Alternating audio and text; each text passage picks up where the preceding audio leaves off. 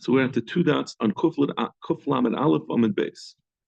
We made a push and we got there yesterday at the end. Amr Yudam Shmuel. There's a new thing. Hakoisav kol nechasav leishtay leasa el apatrava. This is going to be something that it's going to appear somewhat misogynistic. Someone who gives a husband who writes, the Pashas is talking about now, at least even he's a shchev meira. He's on his deathbed, and he says, I'm giving all my property to my wife. But also el apatrava. She doesn't become the owner of that property. She only becomes an administrator. She's going to tend to it. And when her children, when the sons get old enough, they're going to yarsh. And the Gemara is going to show, the Rashbam explains it, but it's really based on the Gemara when we're going to talk about whether this is only by a shchev meira or also by a beria. This is all that we have a assumption that the husband and the father, when he gives it to her, he's just trying to pump her up. He's trying to make it that the sons would show a covet. If he would give all the money, if he dies and all the money goes to the kids, they're going to disrespect their mother. They're going to say, you're nobody, go get your Social Security, don't bother us. You go stay in your apartment and you know. But if he makes her the administrator, so at least when they're younger, they will pay attention to her. He wants them to give her covet. So now we're going to talk about variations on this thing. Pshita. B'nai HaGadol, the same din would apply if he has a son who's not a katan, he's a gadol already, and he gave all of his property to that son. Well, he also allowed apotropos. He also only made an apotropos. That means he wants the other sons to give him covet. There's a din that you're supposed to give covet to the oldest brother. So we assume that that's what he meant. He wasn't meaning to take away from all the other sons. So you're going to probably be wondering, I don't know, according to Rabbi Yechon, maybe this is not like Rabbi Yechon and Breika, or even according to Rabbi Yechon and Breika, Rabbi Yechon and Breika says you're allowed to give everything to one of the sons. So that's talking about when you give it to one of the sons, or you say, I don't mean it for you to be apotropos. He says specifically, I mean it to go to you. So again, if he gives it to his wife or he gives it to the older brother, that certainly is intended only to make them an administrator. What about the youngest son? The youngest son, there's no din of covet to him. So there's no, by a mother or by an older brother, there is such a din, but it was a younger son, what's the din? And the question is, in that case, it's very unlikely that the father would prioritize the youngest son over everyone else. Why would he? He's the kid. Why would he give him so much money? So therefore, even though there's not really such a good svara to say that he wants them to be mechabed him, but maybe he has his personal reasons why he wants everyone to treat him seriously. So because it's unlikely that he's giving everything to him, maybe even in that case, you'd say he's an apotropos. So that is the question. Itmar. When a father gives everything to the youngest son, does he mean to make him apotropos, or does he mean to give him an actual matana? Itmar, Rav Chaniloi bar Idi Amar Shmuel. Afilu b'noi katan hamutal ba'arisa. He says, even if it's an infant that's in a crib, even so, it's going to be considered that it's a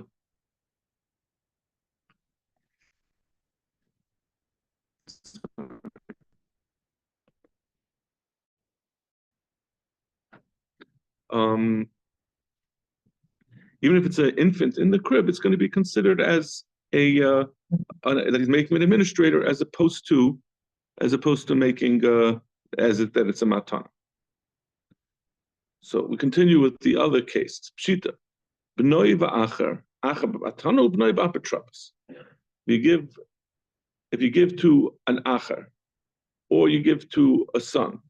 So an acher is someone off the street. When you give some money, when you give everything that belongs to you to someone off the street, there's no consideration of trying to give him covet. So there's no reason to believe it's an apotropos. So that's the classic case that it's a matana, and you give him matana, it's a matana. And if it's son, we said a son, it's an apotropos. Fine. That's really just restating the din that we said. And this is all Shivmara? Well, as we're going to see, the Gemara is going to ask later, is it also true by a barrier, by someone who's healthy? But the pashtus is until now that it's at least talking about a shemira. Makes more sense by a shemira. I know he's about to die, so he's trying to arrange things that everyone's going to, while he's alive, he can, sort of watch over things. But after his death, he wants to make sure that his wife or his kids are taken seriously by the others. Now the Gemara says, Ishtay arusa, ishtay grusha, b'matana. If it's his wife, but she's not yet a nesua, she's only an arusa. They just did kedushin, so it's not the full-fledged wife. He doesn't have quite as much. He doesn't have as much sensitivity to how she's treated, and she doesn't have children, obviously. The ishtay grusha, or a wife that he divorced, that's a matan. Over there's no reason to believe he's trying to take care of her covered. So there, it's going to be a regular matana. Ibayaluhu. Now, why not cover? They have children. I mean, is grusha? He doesn't care. It's for her benefit that she should be treated with. He doesn't care about that she should get treated with covered. He doesn't care about her. They're divorced. They're in a fight. So why would he care about taking care of her financially? He doesn't care about it. He doesn't care about her period. Why is he giving it to him? It's like, I guess, some lingering spark left that he cares about her. He wants it to be taken care of. I don't know. Ishtar Rustav, Ishtar Grusa Matana. Yeah. You're saying the fact that he's giving her money seems to indicate the opposite. Why wouldn't he care about her cover the same way he cares about her having money? Yeah. I don't know. One thing I've learned over my 53 years is when people are getting divorced, don't mix in. You don't know what's going through their minds. It's very complicated. Iboyaluhu. So another group of questions. Bas Eitzel Habanim. He has a daughter, and he gives her all the money, and there's sons. So Bas Eitzel Habanim. And we know that Ligabi, someone, the Rashbam explains, we know that Ligabi, the din is if someone doesn't have enough money to both provide a Yerusha and to provide Mezainis for his daughters, which he's mechayiv to do from his wife's ksuba, we give the money to provide Mezainis for the daughters, because it's not bakavadik for daughters to be going around collecting money. It's not sneas for them to go. So chayshish for the covet of a daughter. So maybe when he gives all his nechasim, it's also because he's chayshish for her covet. It seems like a little bit of a stretch. We say, since we recognize the covet of his daughter, that we don't want her to go collect money, we also will recognize he's also trying, rather than giving her a matan and just giving her the karka, what he's really just doing is trying to pump her up. So this thing of giving her property and making her an apotropos to give a covet, that's not a lack of tznius. That's to make her chashuv. Whereas the thing that she shouldn't go around collecting is that it's embarrassing, right? It's like a different thing. One is a negative and the other one's a positive. So I don't really see the sushtel. Right? Let's see the Rash, the Rosh Rambam, Basra Album. Keep it on Uroyim. The Choshen in the Chosim Muatim. In the case where someone doesn't have sufficient property, I mean, Habanos Yezainu, the daughters get fed, and the sons can go collect, could go be beggars. So you see that a person is more concerned about the honor of his daughters than the honor of his sons. And therefore, we assume that over here he's also trying to worry about her covet. Or the other side, which is what I'm arguing, what makes sense to me. Over there, we say we worry about the daughter because we're talking about going around being a beggar. He doesn't want his daughter to be a beggar. Over here, we're talking about giving her covet to make her. Anyway, that seemed to me the second side seems like a better argument, that the two things are not really related. Okay, that's better about him. The Isha Eitzel Ha'achim, if you have a wife and he doesn't have any sons and he has brothers, So do you say when he's giving it to her, he wants his brothers to be mechabed her because ishtei kegufay, and maybe he doesn't want his wife to be lowly. He wants her to be respected. So that's why he's doing it. The Isha Eitzel B'nei Habal, or another possible question: a woman by where he has sons, the husband has sons, the person who's the shchivmera has sons, but they're not the sons of this wife.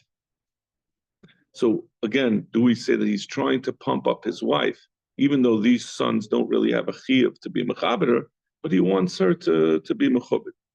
Now, on these cases, will you say that, do we say it's an apotropos or do we say it's a matan? On all of them, it's going to be an apotropos. We assume that he's talking about, he's attending for the covet of the person he's giving the matana to. Except for the case of an arusa who's not really his wife, or his wife who he divorced. In either case, the isha, he only cares about the covet of someone who's actually his wife. But someone who's just an arusa, who's a former wife, he just doesn't care that much. Rav Yerush made the Rav Amar, Ukulu Kani, Lavar me Isha Etzel Achen, Isha Etzel B'nei Abal. He says the other way around. In all of them, it will be considered matana. It's not going to be considered arusa, except for an isha by the brothers, where there was there were no children, and he just being mechaber connected the Mace's brothers, Isha Etzel B'nei Abal, and a wife Lagabi the B'nei Abal. In these cases, we're going to say it's not going to be a kinyan. He's intended to make an apotropos. So really, the only one that's going to be different is the Bas Eitzel Haban. That's going to be the difference between these two shitas. That according to this shita, it's going to be, according to Rava, it's going to be considered an apotropos. It's not a kinyan. And according to the first shita, it will be a Bas Eitzel Habanim. It is going to be a matan. Boy Rava, the Beri.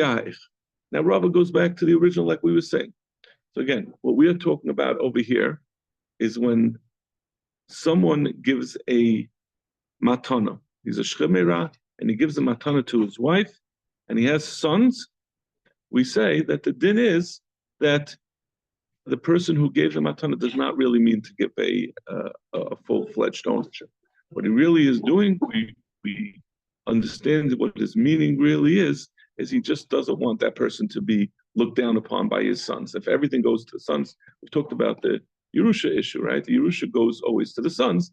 If the sons are going to have everything, and his wife, his 50-year-old wife is going to have to every week go to her sons and ask for allowance and beg them to give her money, they're not going to treat her with the proper respect. So we say, therefore, that he wasn't really giving her a matana of the Yerusha of this state, but rather he was just making her the administrator so that everyone will respect her. So what about Boy Rava, Beberia Heich? Does this din apply even if he's healthy? Do we say maybe it's only when he's a shchemera, so he knows he's going to soon be gone from this world, and he's worried that everyone's going to mistreat his wife. And we have all those other cases that we've also asked. Some of them we also said it's a discussion of like a bas bein habanim, or isha etzel ha'achem, isha etzel bnei abal, those type of cases.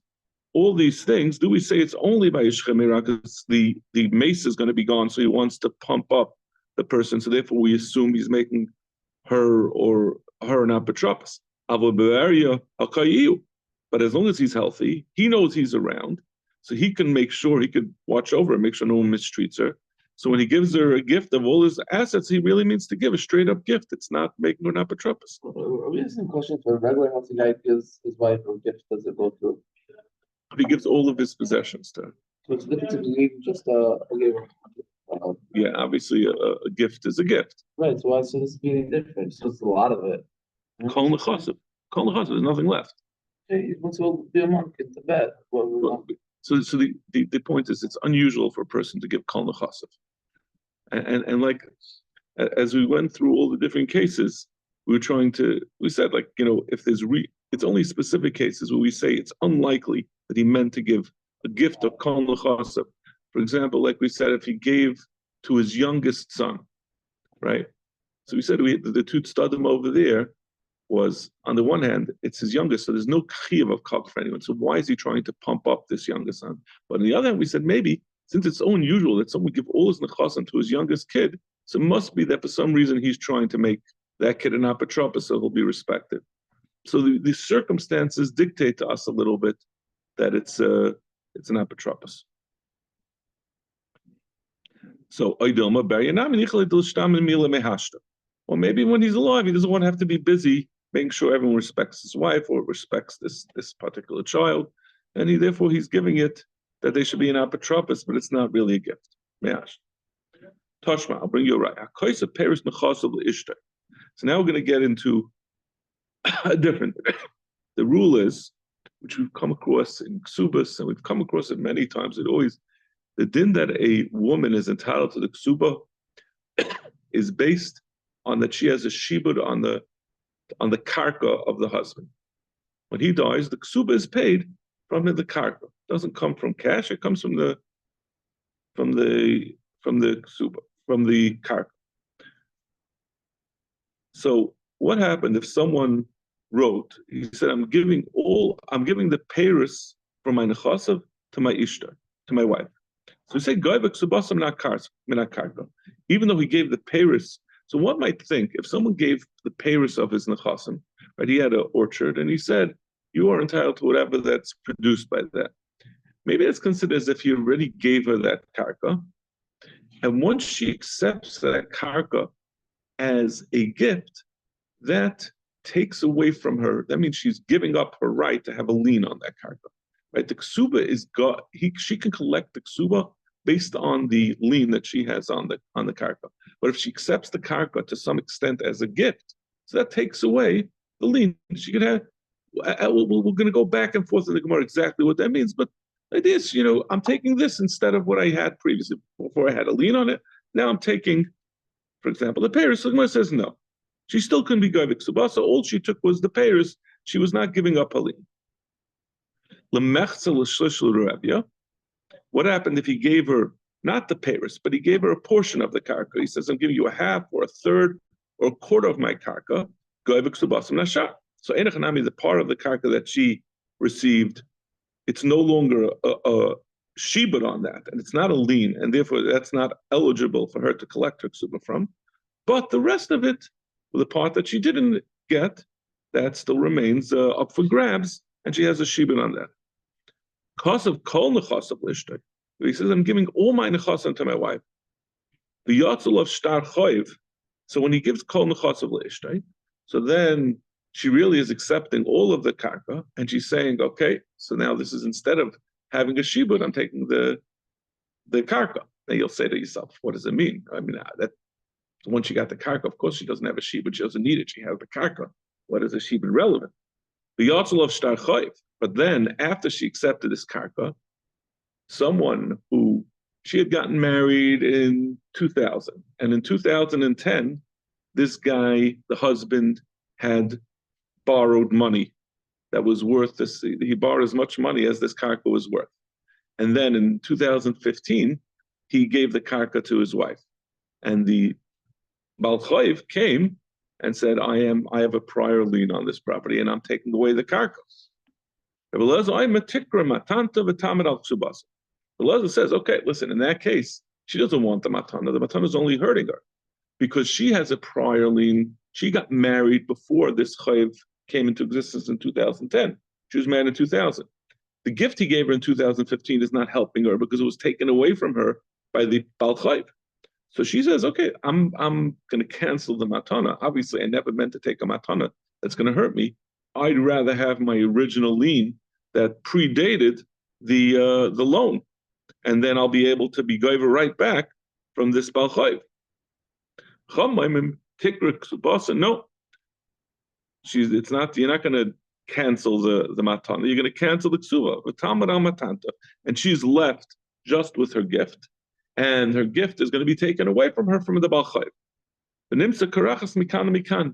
She's left with her unenforceable matana because she got it taken away, and her ksuba, that was enforceable from the lien she had given up when she took the matana.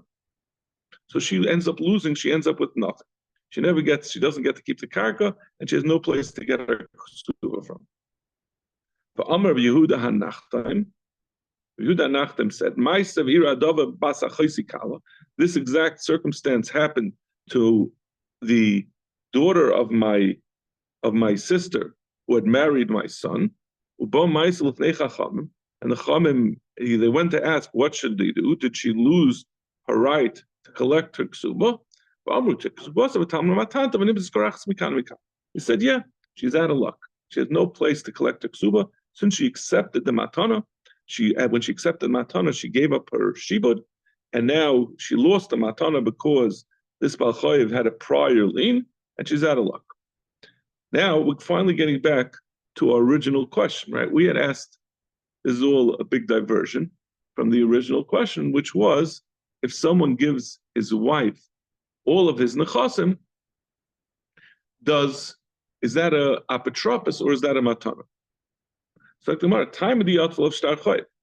The Mashlai says the only reason she loses the money is because it came a shtar chayiv. Halo yatzel of shtar chayiv, kanya. But if there was no shtar chayiv, she would keep the karka. But we've been saying that when someone gets all the nechasim, she doesn't get the karka. It's just making her an apotropos. And the truth is, if she's only an apotropos, this whole din shouldn't really apply. If she's just an apotropos, she's not giving up a shiba to become an apotropos. So tomorrow, so ubamai. If we're talking about a shchemira, apotropos. So it shouldn't work if we're talking about a shchemira. Allah beberia. So it must be that there's a chiluk. It has to be there's a chiluk between an apotropos and a beria. By a beria, it doesn't become. I'm sorry, not an apotropos and a beria. A shchemira and a beria. That by a shchemira we have this din that she only becomes an apotropos. By a beria, there's no din apotropos. It's a regular matana, and that's the case that we're talking about over here, where the husband gave it to her, and that's why she loses the ksuba because she accepted the matana. No, la'olam b'shchemira. It could really be talking about a shchemira. Maybe the din of a apotropos applies even by a beria, and we're talking over here by a shchemira. It doesn't, and it would have made a difference. Rav Avira could say it's going by. Ravina had said before. I'm sorry, Rav Avira had said before that Kulu Kani Lavar Meisha Eitzel Achen Meisha Eitzel Bnei Abal. He said that an Isha who's kaina is going to be kaina in all these circumstances except for an Isha Eitzel Achen and an Isha Eitzel Bnei Abal.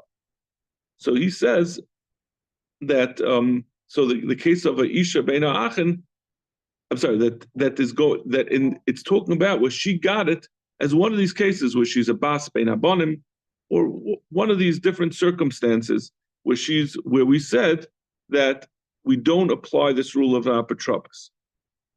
And Ravina Mulka Be'ishtei Arusa Ve'ishtei Grusha. And he's going to say, it's talking about Arishta Arusha Ve'ishtei Grusha. It's only Ishta Arusa Ve'ishtei Grusha. It's not talking about Bas Eitzel Abonim. But whatever the machlokes was, in the end, it really comes out the same thing, because the only cases that are relevant are Ishtei Arusa and Ishtei Grusha. Those are exceptions, we said before, to the rule that a person, when he gives a matana, means to give it an apotropos, and that's going to be the case that we're talking about over here, that was saying that she loses out, that it's not considered that she became an apotropos, but rather it was a real matana. Amar Rav Yosef bar Menyumi Nudin. Amar Rav Yosef bar Menyumi Amar Rav Nach. Halacha tikkur ksubasa v'talmud hamatam. I'm sorry, we're still finishing this off. Halacha is taka tikkur ksubasa v'talmud hamatam v'nimtzis korachas mikan mikan. That taka comes out. The maskana is that, like we said, like we've suggested, that when she gets this matana, she loses out. She gets nothing in the end. She's accepting matana. She's giving up her shibud, and now it's too late. Now she can't go back and say, I don't mean to. I never meant to accept the matana because I'm losing out from accepting the matana because that's being taken away from a Baal Chayiv. Fact the Gemara, how could this be that Rabbi Yosef, how could Rav Nachman be saying this? Remember, also Rav Nachman Basra is Rav Nachman saying that we don't look at what a person would have really wanted. It means by saying that she's accepting this matana. When she accepted the matana, she gave up the shibud. That means we don't look into, if she would have had a good lawyer there on the spot, what would she have said? She would have said, listen, I'll take this matana as long as I reserve the right to still have my shibud. Had she specifically said that, this is all like an umdana. This is all, we say that she got the matana and she's so happy to get the matana, she gives up her rights to be goyva, her lien to get the ksuba. But if we would have really dug into what her best, she's not gaining anything by giving up the lien. And if we would have looked into what she would have wanted had she thought about it, she would have said, I want to retain my rights to get the ksuba in cases of al-chayv and I lose it.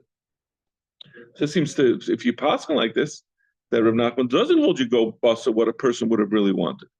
Fatanya, but we have a problem that we have a brayso. Someone whose son went overseas, and the father heard that the son died, and he was distraught, and he said, listen, my son's gone. He says, I'm giving away everything, I have nothing, no reason to hold on to my nechasim, there's no one to yashne. And then all of a sudden, Baruch Hashem, his son turned out to be healthy, and he came back from Medina Sayyam. He can't, there's no backseas. He can't say, if I would have known that my son was alive, I never would have given, even though it's perfectly clear to everyone that that's what he would have really wanted. He says, his matana is not a matana. You look into what he would have really wanted. He never would have written it. Nachman says about this, Allah is like that we do look into what the person would have wanted. So the question is, why does he paskin over here that we don't look into what the Isha would have wanted? The Isha really would have wanted not to accept the matana and give away her shibud. So why don't we delve into what her preference would have really been had she had all the facts at her disposal, that there's a Baal Chayiv waiting, and therefore make it that she doesn't give away her shibud. So what's the difference? Why doesn't Rav Nachman in one case look into what the person wants? Lagabi, someone whose son went away, and Lagabi an Ishu got a matana, we don't. So Shani Hasam, the Nichala, the Tepek Alakala, the Kasvinu Nale Lahanu Chas. We say over here, the Isha, it's not just that she's happy to get a matana, and therefore she disregards, she doesn't think about the shibud. It's more than that. It feels good. It's like, when your husband gives his wife a ring, and even though it means that she's not gonna, a diamond ring that's worth $20,000, even though it means they're gonna have to eat chicken for the next 50 Shabbosim instead of having meat, and she's not gonna be able to buy her coffees at Starbucks, she feels good she got the ring. It's the same thing over here. She's happy that she got the matana. She wants to tell everyone, my husband gave everything to me. And that's worth something to her, even though she's going to end up losing it to the Baal Chayiv. So we can't make the umdana. We can't say it's an umdana because she's not necessarily being totally economically rational about this topic. She wants to get the matana from her husband. I think it's a fair. Okay, we're going to stop over here. I think the cases are kind of different. One is where you say that you thought something happened.